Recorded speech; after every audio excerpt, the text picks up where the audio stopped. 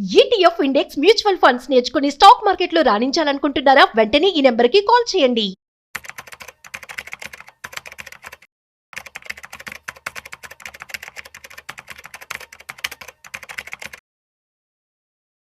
నమస్తే, నేను జీవి సత్యనారాయణ. ఇప్పుడు వచ్చిన కథలు రెండు ఉన్నాయి.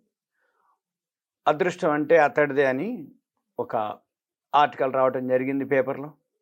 అదేంటిది అంటే జేఎస్డబ్ల్యూ షేర్స్ తండ్రి ఎప్పుడో 1990లో కొని అంటే ఇంట్లో మరి మర్చిపోవడం జరిగిందో ఎక్కడ పడిపోయినాయో తెలియదు. ఇల్లు సదిరేటప్పుడు 30 ఏళ్ల తర్వాత వాళ్ళ కొడుకు మరి ఇల్లుని సదురుతుండ్రో షిఫ్ట్ అవుతుండ్రో లేకపోతే ఇంకేదైనా జరుగుతున్న టైంలో అవి బయటికి రావటం జరిగింది.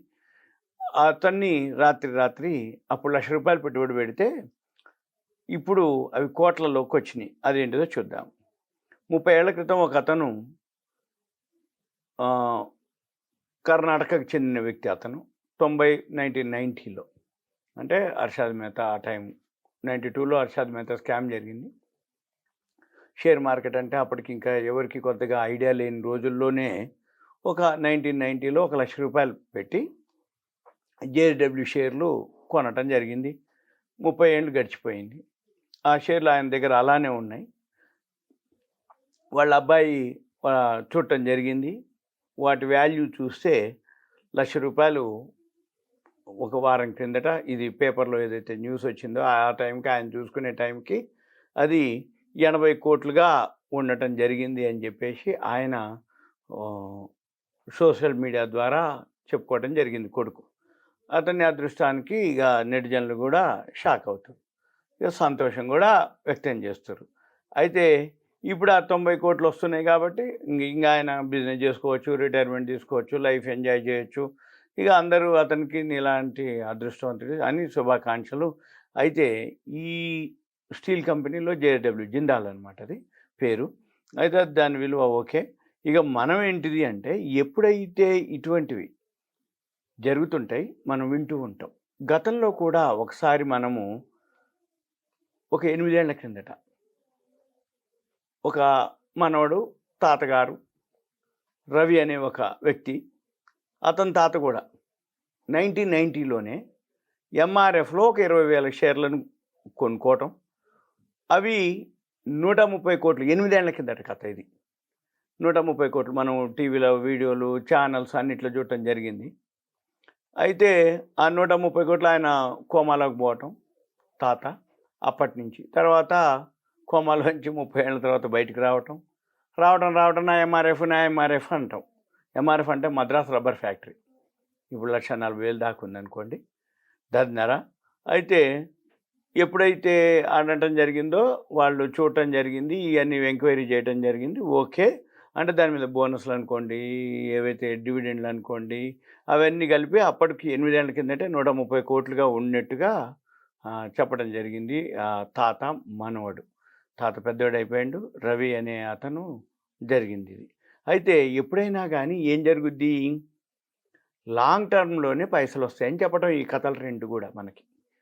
ఎప్పుడైనా కానీ ప్రారంభంలో స్వల్ప మొత్తంలో ఎవరైతే పెట్టుబడి పెట్టేస్తారో తర్వాత దానికి కొన్ని ఏళ్ల తర్వాత ఏమవుతుంది, ఆ ఇండస్ట్రీ డెవలప్ కావటం, ఇండస్ట్రీ గ్రోత్ రావటం, కంపెనీ సంపాదించుకుంటూ లాభాలు పోవటం, అదే షేర్ హోల్డర్స్కి బెనిఫిట్ రావటం.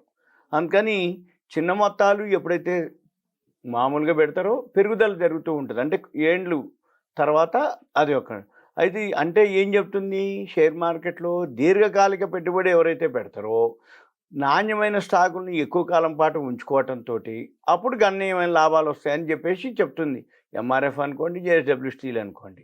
అయితే దశాబ్దాలు కలిసి ఉండటం వల్ల ఏమవుతుంది, చిన్న పెట్టుబడే సంపద సృష్టికి దారితీస్తుంది అనమాట.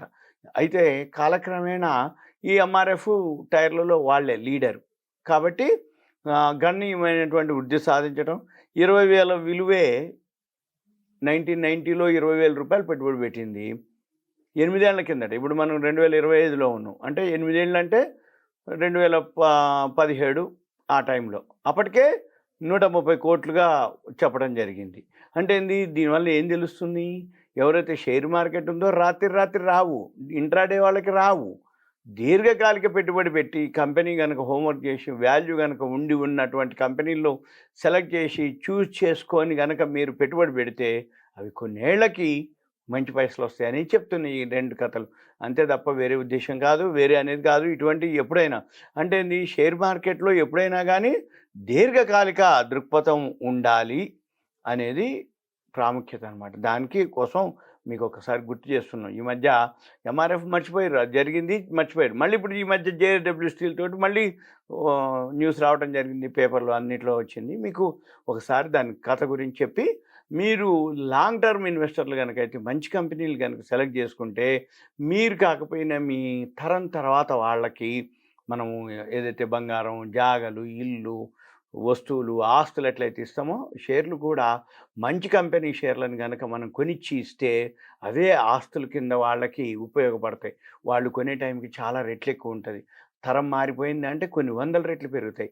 కాబట్టి మనము ఇప్పుడు వాల్యూ ఉన్న స్టాక్స్ని చూసుకొని మనము అటువంటి స్టాక్స్ని మనం కనుక కొనిచ్చిగలక అయితే అప్పుడు మనము ఒక విధమైన అంటే ఉదాహరణకి అంటే మనం మన తర్వాత తరానికి వాళ్ళకి క్యాష్ ఎలా ఇస్తామో, ఆస్తులు ఎలా ఇస్తామో, షేర్లను కూడా మంచి కంపెనీ షేర్లని ఇవ్వటం అనేది ఒక మంచిది అనేది అనమాట. అంటే బంగారం ఎట్లయితే ఇస్తామో జాగలు, ఇల్లు ఇది కూడా ఇవ్వాలి.